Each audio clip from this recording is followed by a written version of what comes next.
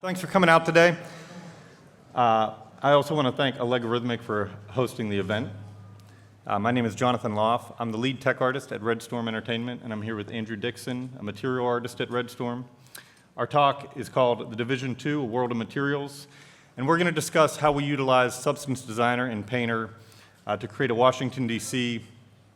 that took place 7 months after a deadly virus outbreak. I really want to take the time to thank Massive Studios and all the Ubi studios that were a part of the Division 2. It was a big project, and especially collaborating with Massive was awesome. They're a really talented team. So for our talk overview, Andrew's going to start the talk, and he's going to talk. We had a dedicated material team on the Division 2. They were centralized at Red Storm, but we had members that were at other studios all over the world. And he's going to talk about the benefits of building that material team, as well as how building a core material library helped us create a lot of variety and iterate quickly on what we refer to as the state of the world. Then I'll come in and I'll talk a little bit about our tech pipeline, specifically our Substance engine integration, and a few different pipelines and tool sets where we incorporated Designer and Painter in pretty creative ways.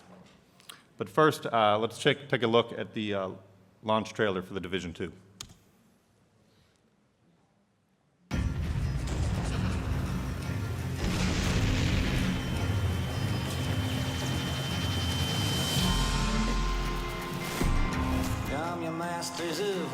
We used to be ordinary people with ordinary lives, trained in secret,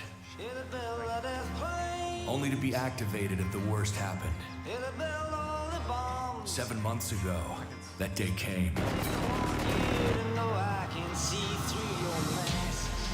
Around the country, we fought to hold things together, while the virus tore us apart. We thought we had turned the tide, until the distress call came from Washington. Our capital is falling. Our leaders are dead or missing. Dark forces are moving to take control of our nation. And we are the only hope to stop it. We are the last line of defense.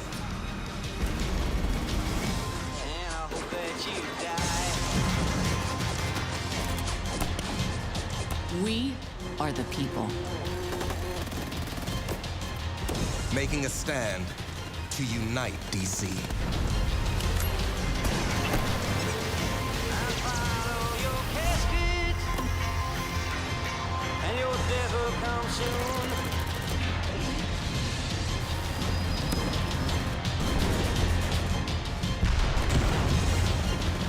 We are the Division.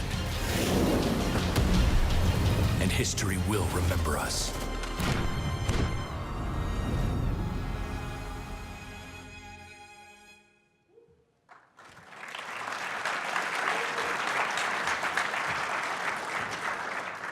There's so many materials in that trailer. Hello, I'm Andrew Dixon. I'm a material artist here on the Division 2. I'm here to talk about today how we use Substance Designer in the creation of our material library. In my portion of the talk, I'll be going over the how and the why of building a material team, how having a solid substance foundation can save time later when creating variations of materials, and finally, the state of our world in Division 2, and how Substance Designer allows for quick iteration in art direction. So why did we build a team? In the first game, we didn't really have a material team. We did have one dedicated artist, or one dedicated material artist, and several other environment artists, creating unique textures for main mission-specific zones. However, with this loose structure, issues could slip by, resulting in an inconsistent library. Not only that, but it was created with previously destructive tool sets, meaning it was very hard to iterate and make variations on these materials. While the quality of the materials were great in the first division, they did still, once again, lacked in variety, inconsistent, or hard to iterate on. With a dedicated team, we could work fast, create more variety, and really expand our toolset into the Substance family. Seeing as this is a brand new project, a brand new game, we found it only fit to create a brand new library from scratch. Making the switch over to Designer came with its benefits. Not only that, but it came with benefits for our team. We were built from the ground up for code development, meaning that all of our nodes and all of our resources were being shared in Perforce in source control. This allowed us to keep a cohesive look within our team, and it also meant that we had a full vetted library of materials that made it really quick for onboarding. So any new artists that want to come on and work on materials could really get up and running really fast. Lastly, it also meant that we had full control of the library in the engine, so we could really stamp out any bad naming schemes and really have tight control over that. Starting off, I kind of want to talk about nodes, how we created nodes and why they were a benefit to our team. We made a lot of custom nodes. I think at the end we had 30 or 40 different nodes. A lot of them were also object nodes, like gum, grass, and dirt. Finally, we also had generators. Really, the goal of generators is to be able to make cool things really fast and improve your quality of life at the same time. And lastly, I'm going to talk about noises and how you should never let your work go to waste. First up are object nodes. Once again, these things are like foliage, weeds, rocks, cigarette butts, gum. We use these a lot in a lot of our textures. Not only does it help speed us up, but once again, keeps consistency between our pieces. Here we can see one of those foliage nodes coming into use. One of the main pillars for our game was overgrowth, this being like tall grass and vines. And we also thought it was appropriate to have these showing up in our materials. We can also see in this example that both that previous brick and this cobble share the same looking foliage because they came from the same library of nodes. Next, we have generators. In this example, I'm showing off our grout generator. Now, the cool thing about this is that this grout generator originally started off as a caulking generator for a marble texture I was creating. Over time, as I started building upon this and started working on this material, I realized that this was a really cool effect. It was simply just taking a high-pass filter over the height map, inverting it back in on itself, blending it back in, and then using different sliders to sink it in or pull it out. And over time I was working on this, I started to actually create a grout generator out of it that we use on a lot of different materials throughout the world. In this example, I have about 8 or so nodes that I copied between mini graphs. And this was like a robust way of doing edge damage and edge wear that I found. We really encourage our artists whenever they are working on a material, if they find a cool way to do things that's not really dependent on the full graph, to take the opportunity and create a node out of it. This not only helps themselves, but it also helps the team out. And here we can see the final result of that edge damage.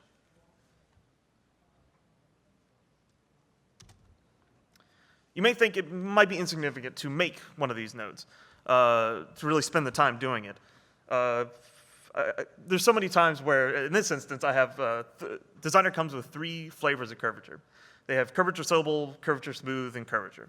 I use curvature a lot in my graphs for various reasons, for like color or roughness, even some in the height. And some of the times I don't really know which one I want to use, so I'll take them all in, I'll start blending them together, doing adds and subs and noises, and start really messing around with it until I get the result I wanted. Now, doing this on 1 or 2 graphs is not too big of a deal, but as you start doing it on 10, 20, 40, 80 materials, that time can really go to waste. So doing simple things, even as something simple as that, of like combining multiple curvatures into one node, can save you a lot of time in the long run. Not only that with this material, or with this node, I also have both concave and convex, which is super handy to have. On top of that, I also will just quickly discuss how I find it's really awesome to keep similar design language to that of designers' own nodes. It helps when artists are using a new node for the first time, that they're already somewhat familiar with the UI of designers' own sets, so when they go to yours, they can really pick up on it really fast. Next are our foliage. So in this example, I'm showing how we create weeds throughout the grouting of a brick. Our foliage nodes are kind of unique. So it generates 6 different seeds of weed in this node, and it has 3 separate outputs for those. We have height, grayscale color per leaf, and then gradient color per leaf. We can use these three outputs to define something such as color by simply taking that color and doing and assigning different levels of green to those grayscale leaves, using the gradient to kind of take out the middle area where they were overlapping, bringing the gradient back in to add a little bit more color detail, and then finally a bit of a height pass to give more form and feature and to use within our graph. Next up are our noises. The noises are particularly interesting. So we use noises for a lot of things in Designer, such as putting down dirt, grime, dust, using it as height information, like for dirt, for instance. Over time, though, as we made more and more of these textures, we started reusing a lot of the noises and started getting kind of samey.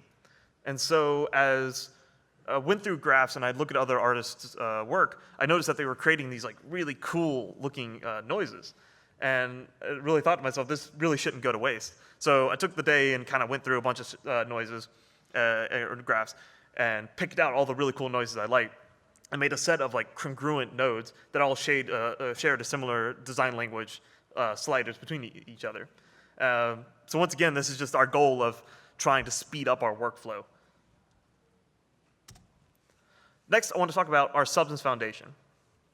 So a substance library can start off slow in the beginning, but with the power of Designer and the way you set up your graphs, it can really get faster over time. As the more variations and the more materials you add, it becomes a fraction of what it originally was to create another material. So due to the nature of how materials were made in the first game, there was little we could use. Essentially, we had to start from scratch. Starting off, we made a handful of basic materials, such as concrete, cobble, marble, brick, and grass. After we made that initial set, we began to spin those off into more variations.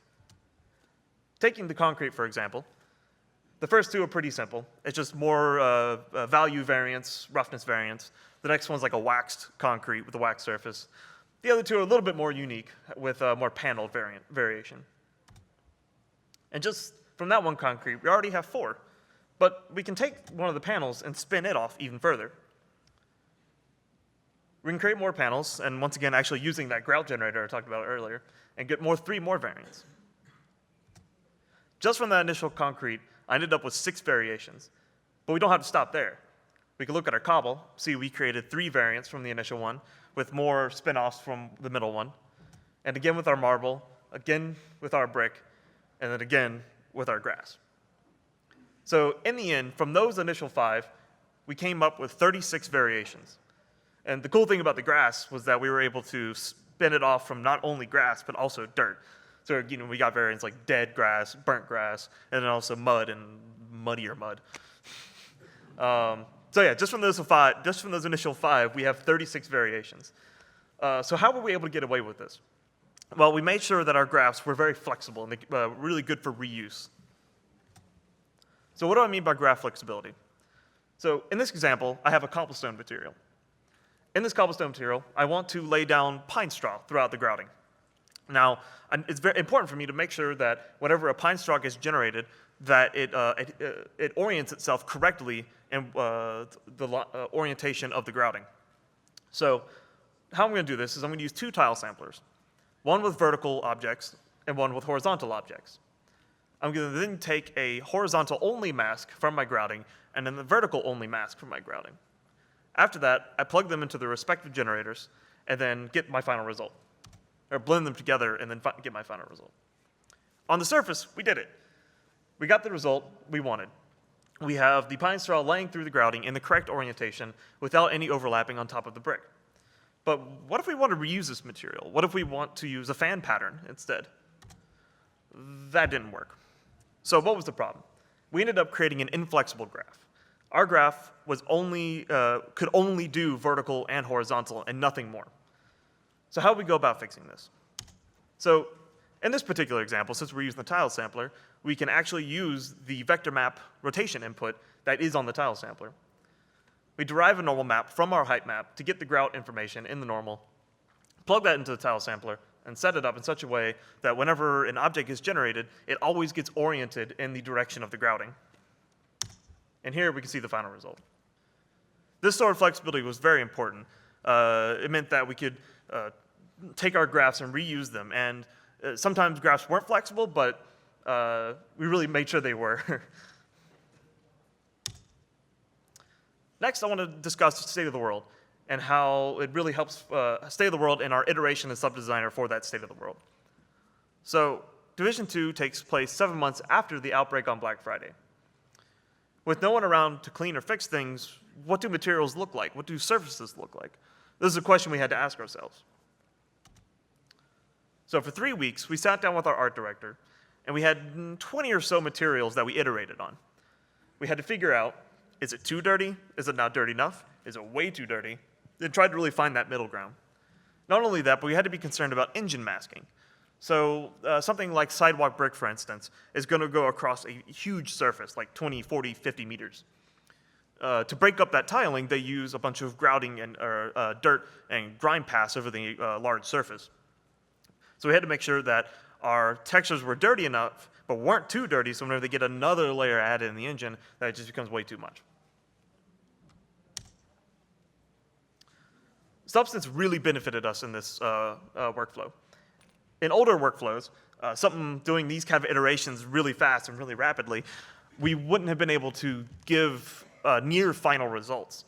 In those previous workflows, we'd probably give some sort of white box asset with an idea of how much dirt or an idea of how much grass is going to be on the surface. But with Sub-Designer, every time we made an iteration, we gave them a near final result that we could automatically use in the game. One of the ways we were able to do this is really making sure we had as little levers as possible. But before I go any further, I kind of want to break down how we make a texture. So with our workflow, we used a height-based approach. This means that everything gets derived from the height map. We only have one height to normal conversion. We don't have multiple normal map conversions and then blending them together. We try to keep it all in one lane and one structured node graph. On top of that, we also use a lane structure for our graphs. This really helps break up the graph for any new users who are opening it for the first time. So what I mean by lanes, so we have multiple lanes, such as the height map lane, the color lane, and the roughness lane. This is all just a form of graph organization for us. And not only that, but it also works really well with how we produce our graphs with that height-based approach. We can delve down even further and can see where I introduce rocks and wood chips into this material. Once again, we have our lanes, our color, our height, and our roughness. So we start off in our height map lane, and this is where I am generating the initial shape for both the rocks and the wood chips. From here, I get my initial height, and I can take that up to my color lane. Once I make adjustments in the color lane, I can then take those final adjustments and replicate them into the roughness. The benefit of this is that not only does it help keep our graph structured and organized, but it also keeps as few levers as possible. One thing that really annoys me, and it really makes iteration really difficult, is having to go to multiple areas in a graph, up and down, left and right, trying to find like what nodes are affecting this one change. So keeping everything localized in one area really helps keep your workflow organized. Lastly, I kind of want to break down a material from start to finish. So in this example, we have a cobblestone material. We make our basic cobblestone, get the shape we want, get the micro shapes, get the larger shapes. And at this point, we're not really considering our state of the world.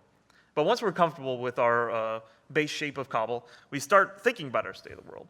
Has this cobble been outside? Has it been inside? How old is it? Has it been worn or used?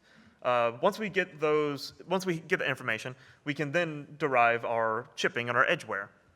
And once again, I'm able to use that edge damage node I had talked about previously. Next, I do a basic layer of color. This is just doing like a per brick color pass. After that, I can use that curvature node and start doing a base layer of curvature over the entire color.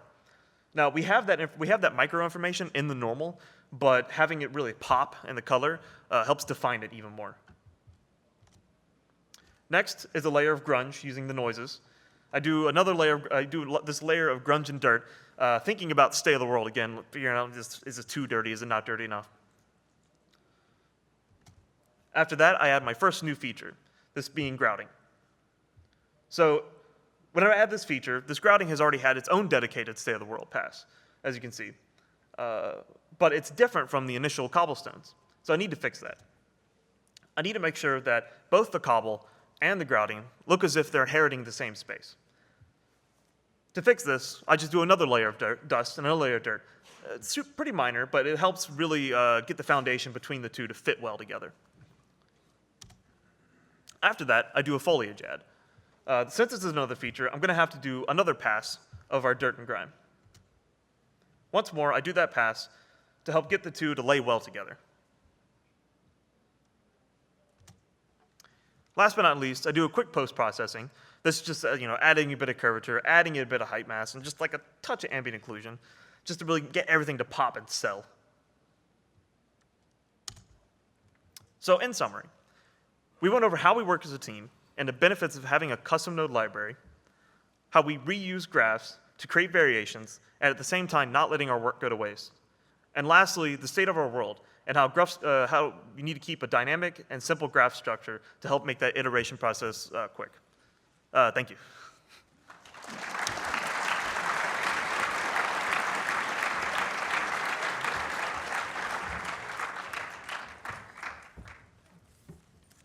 All right, tech talk time.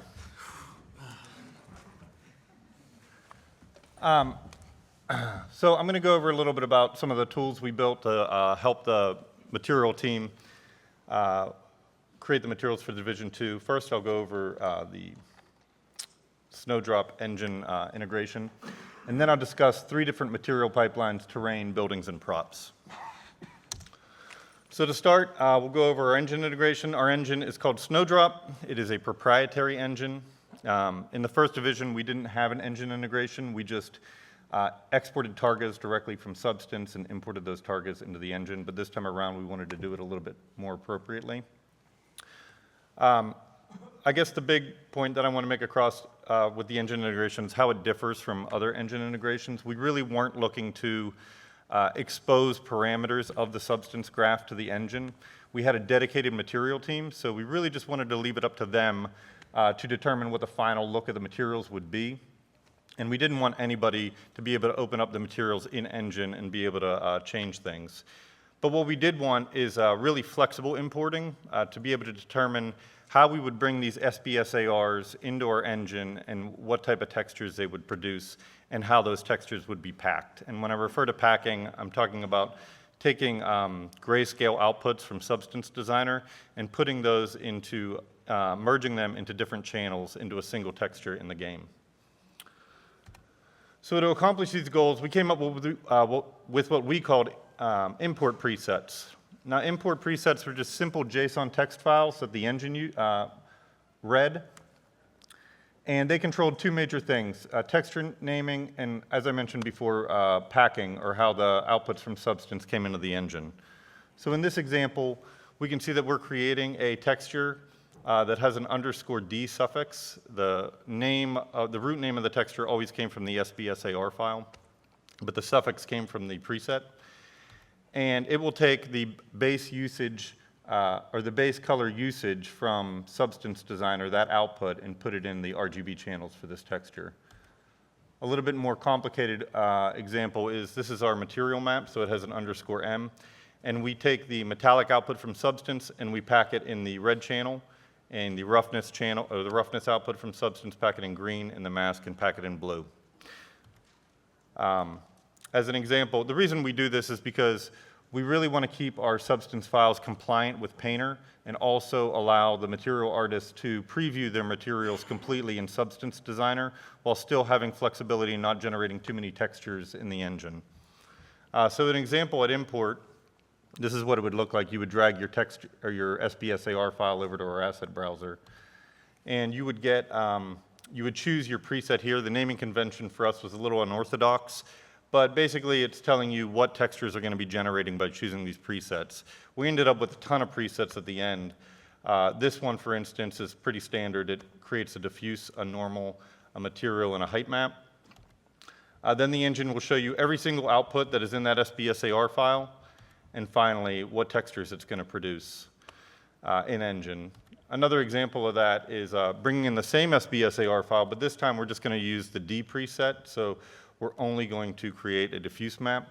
This was great for instances where maybe we wanted the same exact brick, but we wanted a different albedo channel. And so the artist could still see their material completely in Substance Designer and how it was going to look, and they could export that SBSAR, but they would only generate the single albedo channel that they needed in Engine. We also use these presets for times like when we wanted to create decals that only affected our normal or roughness channels. We'd import them with just that preset so that it would only generate those maps. And once those are brought in, this is kind of how they look in our asset browser. All the textures are grouped together under the substance assembly as a parent, and you get thumbnails for each texture in the engine. So now that we've imported all these materials, we really need to maintain our library. This was especially important because we were a code dev studio, and so we worked with all these other studios around the world, and we needed to make sure that if Massive opened up one of our substance files in Sweden, they wouldn't have texture or node references in that substance files to say Andrew's desktop, which probably never happened. Wasn't in my Google Drive either. Yeah. So we created what we refer to as the Esps Validator. This was a Python tool, and you could give it a single SBS file, or you could give it a whole directory of SBS files. So basically what we would do is we stored all our substance files roughly in the same directory in Perforce, and so we would just let it run on that entire directory. And it would color code errors based on any time that you had a missing reference, whether it be a node or a texture, and the different colors represented different things. So red might represent, oh, this file is completely missing, where orange might represent, hey, you have this file locally, but you don't have it checked in, and so that needs to be resolved. And when you fixed one of these references directly through the tool, you could batch fix them, meaning anytime it found that same error on any other single graph, it could automatically fix them for you. It was integrated with Perforce, so it could just check out the files and check them back in when everything was fixed. In addition to that, we had a Substance Designer version of the tool, and this was just called using the Substance Designer Python on-save callback. So actually, as you were working on your graph in Substance Designer, when you hit save, it could bring up a dialog and just warn you if you were missing any references that you needed to check in. So for our first pipeline, we'll go over how we did the terrain. On Division 1, we didn't really have a typical terrain system. It was in Manhattan, and the streets were very gridded out, so we just used modular meshes to create the streets and sidewalk. But now that we've moved to DC, even though it's still an urban environment, we had a lot more natural spaces. So the tech team at Massive implemented a height field-based terrain system, and we applied materials to that terrain in 3 basic layers. We had the base layer, which was your typical terrain tool painting system. It supported up to 4 blends. And then we had a terrain decal layer where we applied everything from road markings to litter. And from there, we applied what we referred to as the weather mask to paint down world space dirt or world space puddles. We'll go into that in a little bit more detail in a minute.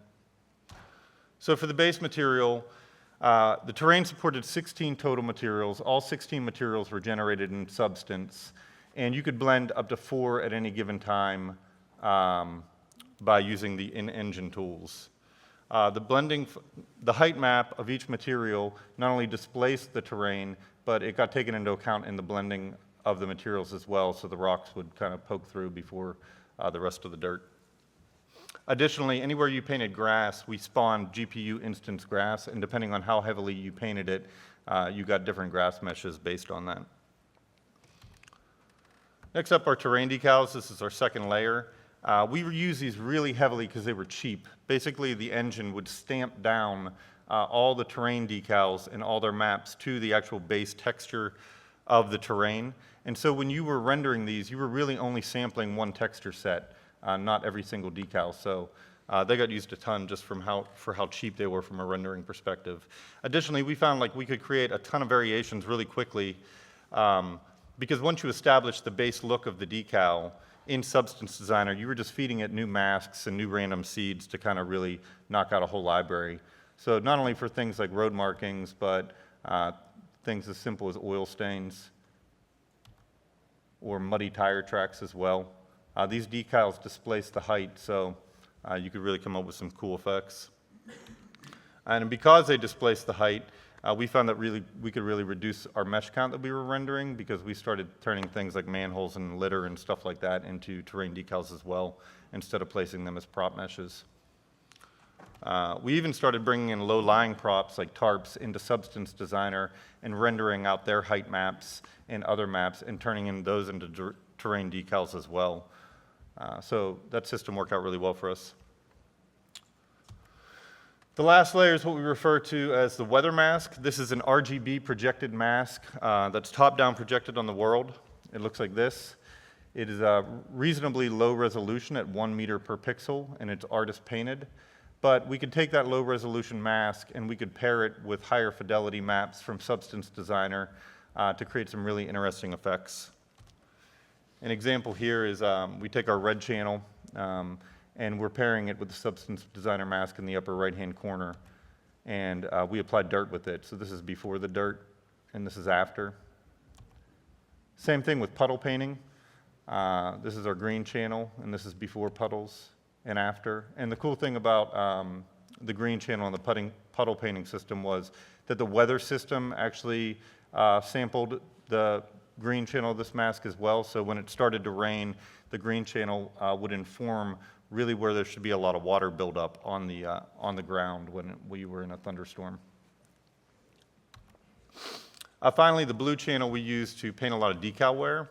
And so the terrain decal shaders would sample the blue channel of this mask, and they would have each their own individual deterioration masks that were generated in Substance Designer to let the decal know how it should wear down. So this is before that and after that. And that kind of wraps up how we applied materials to the terrain. Next up, we'll talk about buildings. Buildings were a large part of the look of the division, and that's because we're in this urban environment and they're basically everywhere.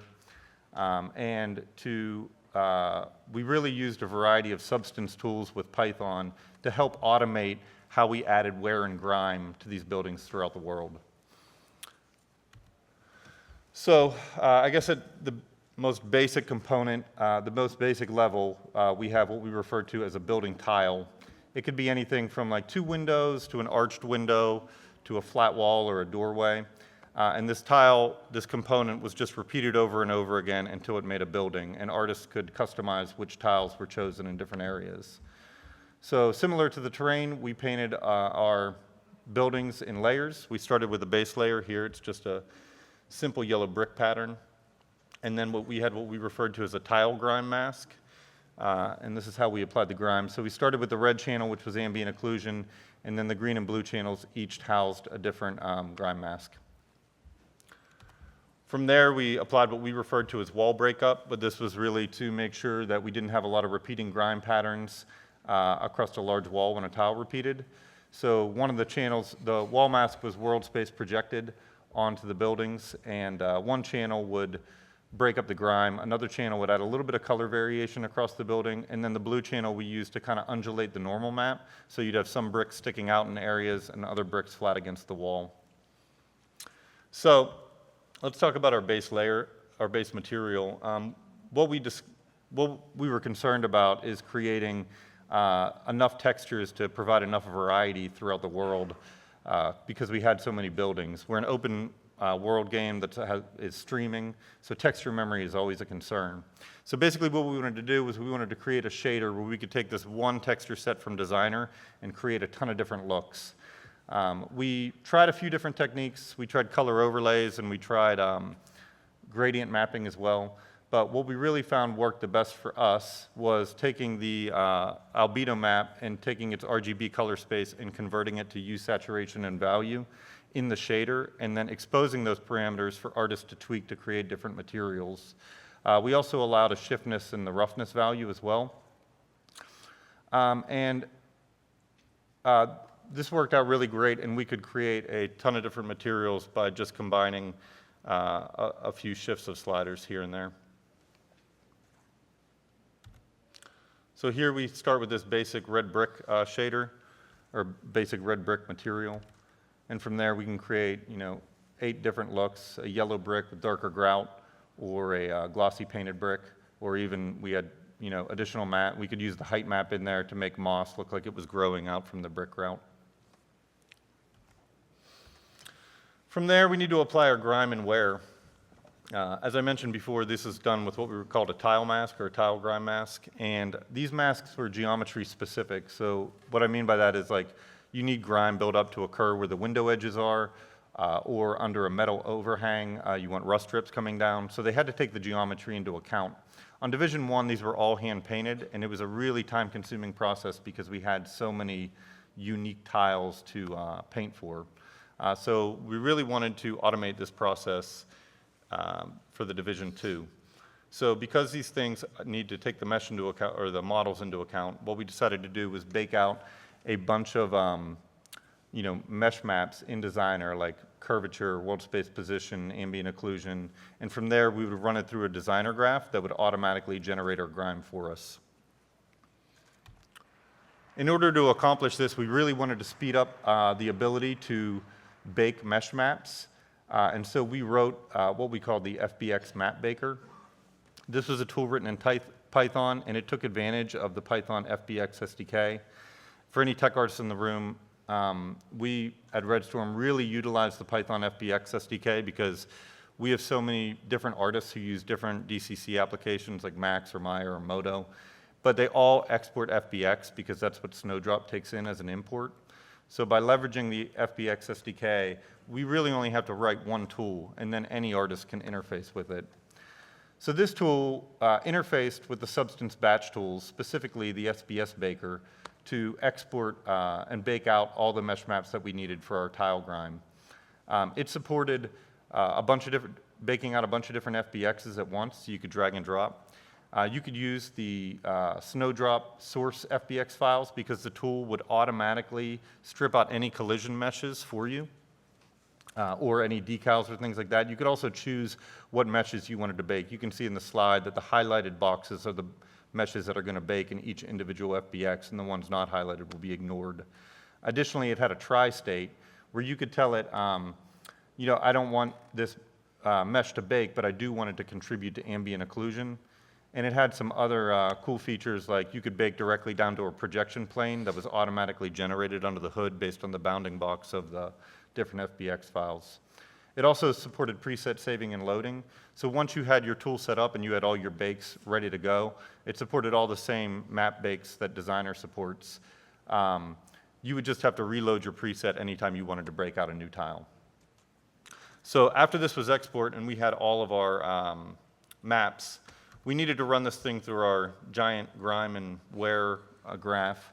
And what we wanted to avoid was having our building artists have to open up Designer every single time and drag and drop these mesh maps into Designer as inputs to get their final result.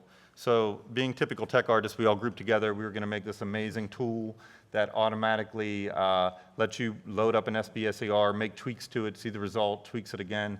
And then Andrew sauntered over and said something like, "That sounds like Substance Player," which it did a lot. So we just ended up using Substance Player. The building artists could just load up this SBSAR, drag and drop their new bakes, a few tweaks of sliders, and they could see what their grime map would look like quickly.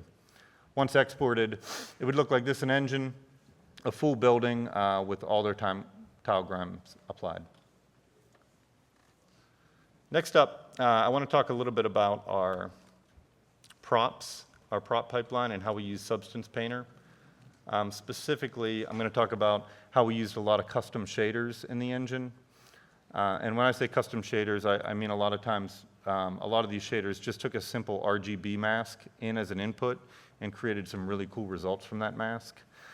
We wanted to make this pipeline as easy as possible for the artists, so we wanted to provide them real-time feedback in Painter when they were painting these masks. And we also wanted them to go from Max or Maya to Painter to the game engine as quickly as possible. So a note on custom shaders, as I mentioned earlier, like most of our custom shaders just take a single low-resolution RGB mask in. and they create cool results based on that RGB mask. This is an example of our rust scratch dirt shader. And we use these a lot because we found that it reduced texture memory, and additionally, it created a cohesive look across the environment. We didn't have 50 different rust textures or 20 different dirts. Like everything that used the rust scratch dirt shader used the same texture sets. On top of that, it really helped production because the shader was doing a lot of the heavy lifting for the look, so the artist could paint masks very quickly and get some pretty cool results. So other examples, we had what we referred to as the generic surface shader, and this basically like just took a single mesh and let you apply different materials to it, like it was multiple meshes through vertex colors, through constants, and just a few basic grime maps. We had a grime shader that just let you apply like some loose grime with roughness variation. And we had things as special as like burn shaders that let you paint where things were burned, or even a mask for an animated ember material. The problem with this for us was that when the artists would generate these masks, all they would see in Painter was basically this, and then they would have to go back into Engine to see what the final result would be, and then go back and forth until they got the result they wanted. But we also found that we had a couple other holes in our pipeline as well. What we found people were doing was they were starting from Max and Maya, and they were exporting an FBX to the engine into Snowdrop for the model file, but then they were going back to Max or Maya and exporting a separate FBX. This was typically so they could remove meshes from the model file that they didn't want going to Painter, or that they could swap UV channels, because a lot of times our shaders wanted the flattened map channel to be on UV channel 2, but Painter wants the flattened map channel to be on UV channel 1. And then even after that, we found a lot of times they were even taking the textures from Painter and opening them up in Designer or Photoshop to composite them together. This typically happened if like a model file had a bunch of texture sets in Painter that shared the same UV space, and the artist wanted that UV space to, have one single texture map instead of multiple. So we wanted to eliminate these two parts of the pipeline. So what we did was we wrote a Painter tool and plug-in combo that would allow the artist to use the same FBX that they were exporting from Snowdrop to bring into Painter, and would eliminate the need to composite any textures after painting. So we'll start from the beginning. In Snowdrop, this is, we'll do a walkthrough. This is the missile launcher from the first slide, but just with a different paint job using the rust scratch dirt shader. And the artist would start by using this, open up this model file in Max and simply exporting an FBX. But instead of going directly into Painter, while we still have all the collision and stuff in that model file, we'll open up Substance Painter Sidekick, another tool that utilized the Python FBX SDK, but also communicated to Painter through a plugin. So the plugin would simply just open up a JSON server port, and then Python could communicate with it by using an HTTP connection and send it Painter scripting commands. So it had two modes, mesh exporter and texture exporter. And the artist would start by dragging and dropping their FBX in. Again, it stripped out all the collision, and it allowed the artist to choose what they wanted to send over. In this example, we're ignoring the parts of the mesh that are the trailer, because we're just going to concentrate on the missile launcher part. From there, we had options to manipulate the UVs of the FBX. So like I said earlier, a lot of our custom shaders wanted the flatten mapping on UV2, but tiling mapping on UV1. So we allowed the artist to switch those around here. And then from there, they chose whatever custom shader they were going to paint on. Now, this is typically how artists would work. They'd have Sidekick up and Painter up side by side. I'm sorry, I meant to mention this. We called this tool Substance Painter Sidekick because it sat right next to it. So they would have Sidekick up, and when they were ready to export, they would hit the export button, and from there, Sidekick would communicate with Painter, and it would create a temporary FBX under the hood that it would send to Painter, and it would load a scene using a scene template, a Painter scene template that corresponded to the custom shader that the artist chose in the drop-down box. So here we have our custom shader, and this is really just a GLSL copy of the game shader. It has all the same parameters exposed to the UI that the game shader does, so the artist could tweak values and match up what they were seeing in Painter and the game together. It had the custom texture sets required for the shader. So here we have a custom texture set for the rust mask, dirt mask, and scratch mask. We always used individual masks in Painter, but then we packed these masks into 3 different channels to create a single texture at export time. And finally, because we're using the scene templates, we can pre-populate the stack, and we can allow the artist to already have a stack ready to go and start painting on the masks with fill layers with black masks attached. So as soon as they started the scene, they were ready to go. They didn't have to really do anything as far as custom texture channels were concerned. So before, in Division 1, when people would paint masks for this is kind of what they'd see. They'd just see like a black and white mask of where their scratches roughly were going to be, or the dirt mask. But now, with Sidekick, we were able to give them a one-to-one result of how their final mesh with their custom shader would look in Engine.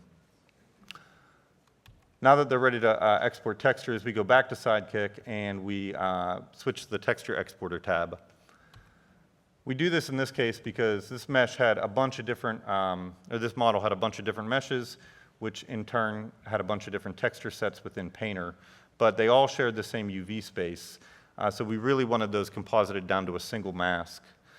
So when Painter exports all the different texture sets, it typically produces a texture per texture set.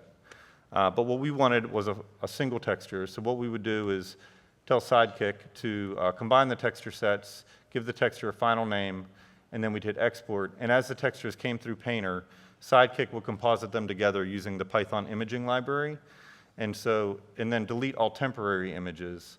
So when it was done, we were ready right off the bat to bring this mask into the engine.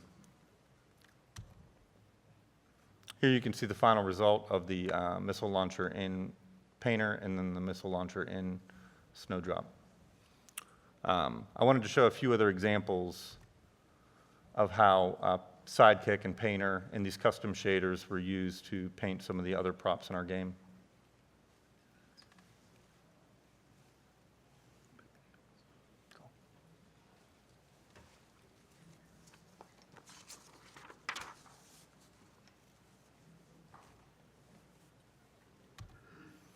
Okay, so that wraps up our talk. Thank you very much for coming. I wanted to, in conclusion, say that having a dedicated team was a great benefit to us because they were experts not only in Designer, but how the materials worked in Engine. And they worked together a lot more. They were a lot more prone to stay organized and share techniques amongst each other. Getting organized early for us by creating this core, small section of materials was a really big win for us because now that we had this core library, it allowed us to create a lot of variety and iterate on what we refer to as the state of the world really quickly. And from a technical perspective, we built what we refer to as a needs-based pipeline. While some of our tools and pipelines are a little bit unorthodox, they work best for what we needed while we were creating the division. And I really think that speaks to the strength and flexibility of the Substance tools. They kind of allow you to do what you need to do. So again, thanks for coming. And before we go, I should mention that we're looking for talent. So if any of this stuff sounds cool and you want to work for Ubisoft, we have a booth down on the 2nd floor of West Hall, or you could always contact this email address as well. Thanks a lot.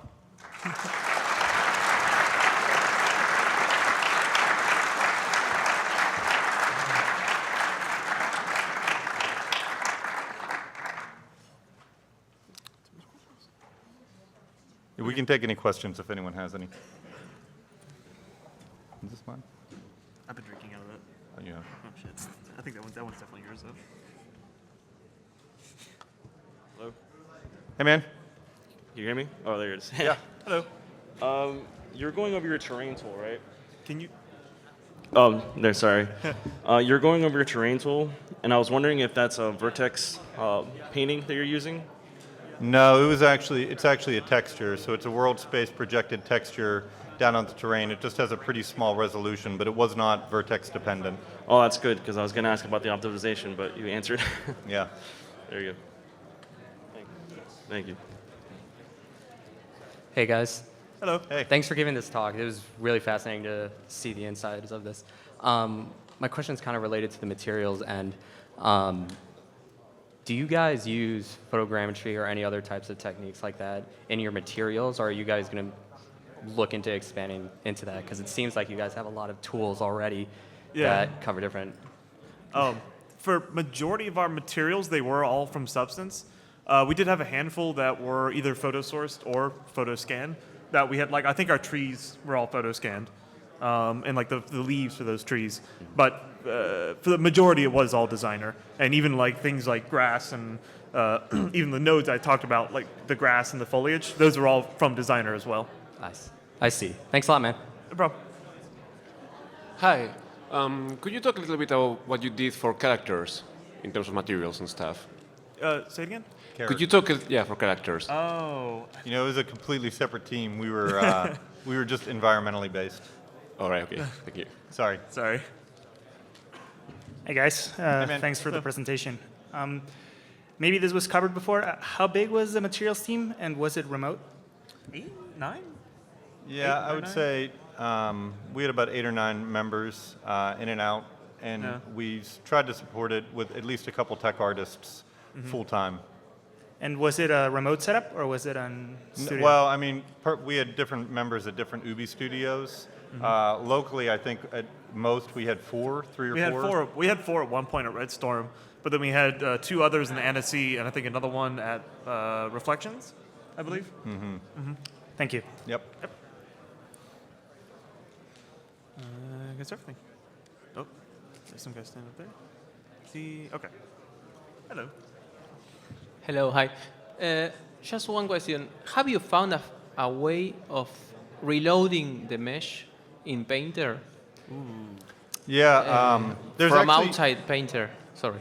Yeah, there's actually a scripting call that allows you, or there is a scripting call, I believe, in their scripting language that allows you to send a different mesh to an existing file. Okay, because I found only the way to create a new scene, like you showed. You know, I'm having a hard time remembering the specifics, but like if you come up, I'll give you my business card, and you can contact me, and I'll send you the function that we used in Python Nice. to do it. Thanks. Yep.